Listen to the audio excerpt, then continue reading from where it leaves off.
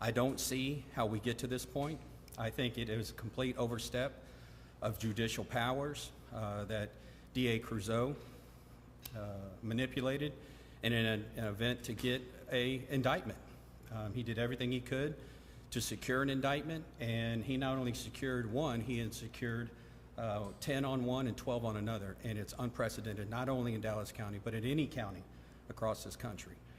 The Dallas Police Association will aggressively use every single legal avenue we have to protect these officers, to fight for these officers, and unlike in the grand jury, in a courtroom, we will bring expert testimony, we will bring witnesses forward, we will bring the maker of the 40 millimeter and other less lethal options that officers are entitled and trained to carry. All that will come out, and either whether it's a jury or a judge, they will see a fair representation of what happened out there and what our men and women of the Dallas Police Department did to protect not just the city and its property, but the citizens throughout this city and county. So with that, I'll answer any questions. Can you elaborate about what you think the DA did to manipulate the process? It's pretty easy. So let me give you an example. This is like charging somebody with murder, and not just charging them with murder, but charging them with aggravated assault with a deadly weapon, charging them with aggravated assault threats, charging them with deadly conduct, charging them with simple assault. All those for the same offense. It doesn't happen. Also, one of the three offenses that they were looking at, there's no complainant. And the last time I checked, we have this thing called the Constitution, that every citizen is allowed to confront their accuser. Well, there's going to be no accuser. There's nobody that's going to sit in that box and testify that they felt pain, that they felt endangered, and they felt a threat, because they don't have that person. So Dallas County throws out thousands of cases every year because they have no complainant. How did they feel that they could do an indictment, and not only do the indictment, but get an indictment in that case? That's what's unprecedented. Can you tell us how the officers have reacted if you've been in touch with them? They're shocked. They're shocked because not only did they operate that tool, which, remember, it's a less lethal. Somehow it's been defined as a firearm. It is not a firearm. If that's the case, why would we carry it? It is a less lethal. It has saved thousands and thousands of lives all across this country. And if it's going to be defined as a firearm, departments across this country should take it out of service, and no officer should carry it or operate it, because it's not about losing your job anymore. It's about going to prison for using it in the exact way that you were trained and authorized to use it by the departments. And when you're asking about how officers are feeling now, well, there will be another riot in the city of Dallas. There will be an action across this country that an officer will step out of line, that will abuse somebody, and rightly so, need to be accountable for that. And we will pay for it just like we did in those years here in the city of Dallas. The problem is, as this city burns and as people are assaulted, you're going to call on these officers to come down here and defend this city. And these guys and these ladies, they're going to pause. They're going to pause because, again, it's not about losing their job. It's about going to prison, following orders that they were given to by their command staff, using the tool exactly how they were trained to use it, but later on, 2 years later, being held accountable to a law that doesn't exist. Mike, Yeah. the DA, at least we know, how many officers can you tell us were injured during this protest? And can you react to the fact that no one's been charged in connection to officers being injured during those times at all? And what that does in juxtaposition to what happened today? Well, you got to remember, we went 60 plus days with some form of protests and riots. During this time that we're specifically talking about, the SWAT units and officers downtown went through over 15 straight days, and on that day, over 8 hours of carrying that heavy gear in a riotous situation. And so it's unconscionable to me to think that that tool was used over 200 times throughout all those days. But we're going to look at specifically these two incidences or three incidences and say that officers used malice or intent to cause serious bodily harm. It's unbelievable. It's ridiculous. Mike, what should have happened in this case, in your opinion? Well, it looks like we don't have a choice. We're going to trial. And again, we will aggressively fight for these officers' rights. We will do everything possible. We will bring every expert that we can find in all of it. And you got to remember, this is not just about the 40 millimeter. You got to remember, we have a baton, we have a taser, we have pepper spray. We have all those things on our belt that are less lethal, that we are trained to use to gain compliance rather than having to use our gun. But if the bar is set that if it causes any type of injury or pain, and somebody complains that we're now going to charge officers, then why are officers even going to carry them? Why even ask them to go out there and try to arrest people who are committing crimes? If they have to defend themselves, we give them and train them to use these tools, and when they use them because they leave a bruise, because they are designed, they are designed as a pain compliant. They leave a bruise, now they got to be worried if they're going to be charged with a crime? That's where we're at right now. That's what this DA has done. And it's not just Dallas PD. We have Garland. How many other agencies do you think are going to come to our help when we ask them the next time? Like indictments aside, what was your reaction to viewing their actions from that day? Well, I put it in perspective, and I think that's what every citizen needs to do. Again, we went weeks and weeks and weeks of constant riotous acts all through this city. We only have so many officers. It was the same officers out there every single day. Not 4 hours, not 6 hours, not 18 hours. Some of them were out there for 16 hours straight.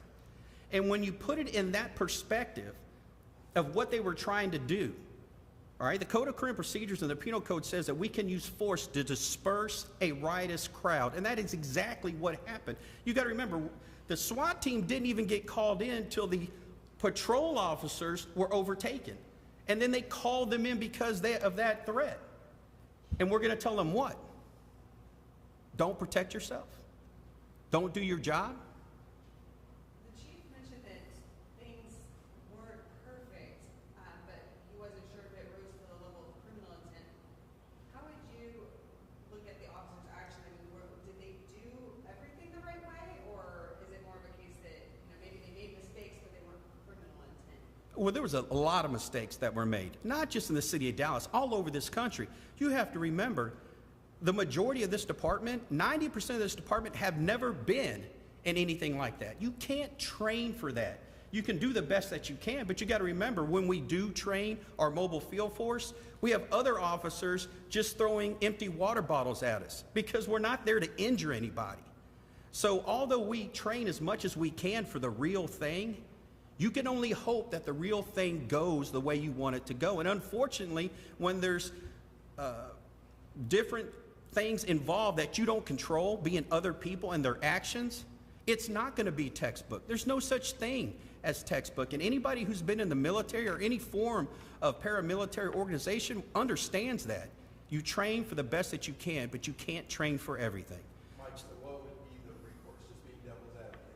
If you said some mistakes were made, of course you and the chief are both saying it doesn't rise to the level of criminality, then what would be the recourse for someone who is blind from this? Or, you know what I'm saying, what would be Right. the recourse for some people who were, got more than a bruise? I was hitting my phone all the time, I'm good, but some people weren't. So Well, what would be the recourse? Again, it's that every tool is designed to be used to the best that it can, but it's not foolproof.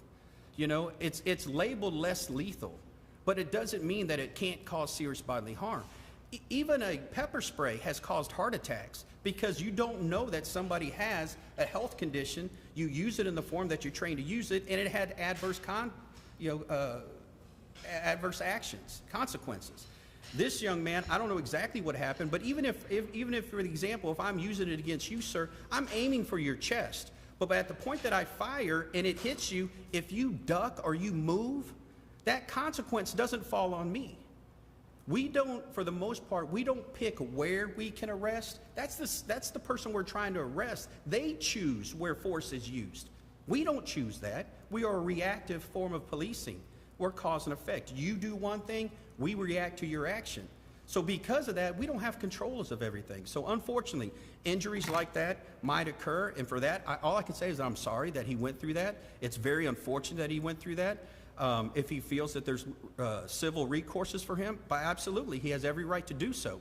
But there's no way you're going to get me to understand or even say that those officers went out there to intentionally cause, maim, or injure people. That is not what they did out there, especially those two officers. You used riotous act a couple times. What is defined as a riotous act? I'm sorry. You mentioned riotous act a couple Right. times as you've been talking. What is a riotous act? Well, a riotous act is a group of people who are taking actions to cause injury or mayhem and are refusing lawful orders to disperse. And that is exactly what happened out there. Mike, you kind of didn't answer my question. I apologize. We reported that over a dozen officers had injuries in connection to these moments that happened during the George Floyd protest. You think it's a double standard that the DA hasn't charged anybody for injuring officers, but they've charged officers instead? That's kind of what I was getting at. Okay, absolutely it's a double standard. Absolutely it is. Not just the injury of the officers, but the injury to citizens. And the millions of dollars worth of damage. The Rolex building was shot up. The AT&T building's windows were shattered. Campese's was ransacked. Not to count all the other cars and everything else that was damaged. Neiman Marcus, millions of dollars worth of theft and damage. Nobody has been held accountable. Over the dozen officers that were injured, nobody has been held accountable. Over the 24 cars that were burnt to the ground, nobody was held accountable. So you want to ask why violent crime is consistent not only through this city and other cities across this country? It's because nobody's being held accountable and nobody's being held to a level of transparency except police officers. That has got to change. And until this DA figures out that he needs to hold violent criminals and be aggressive against violent criminals the same way apparently he's aggressive about putting cops in jail for doing nothing but following orders and attempting to do their best to disperse a violent, riotous crowd, nothing will change in this city or in the state of Texas. Can you explain a little bit more about, you're talking about the number of charges against the officers, so normally would the DA's office narrow it down to the charge they think that's best? Can you explain that? Well, I think John Crusoe learned his lesson, or he learned from a prior experience. When he tried to indict Melvin Williams, you remember, Melvin was no bonded, or was no billed, sorry. So what did he do? After that, he went around the grand jury and filed 2 misdemeanors on him. So what he figured this time, well, heck, let's throw all these possible charges up there, and if they won't get him for this, maybe they'll get him for this. And if they won't get him for this, maybe they'll get him for this. He was guaranteeing that he was coming out of that room with something. And he got something and more. And that's fine, because we will aggressively, like I said, we will aggressively fight for the rights of those officers, and we will ensure that these officers get due process just like every citizen deserves in this county. Thank you very much, guys. Sorry, I don't. Is Jaime here? No. Okay, Jaime should be here in just a moment, sir. Thank you. Thanks, guys. Appreciate it. Thank you for coming. Thank you.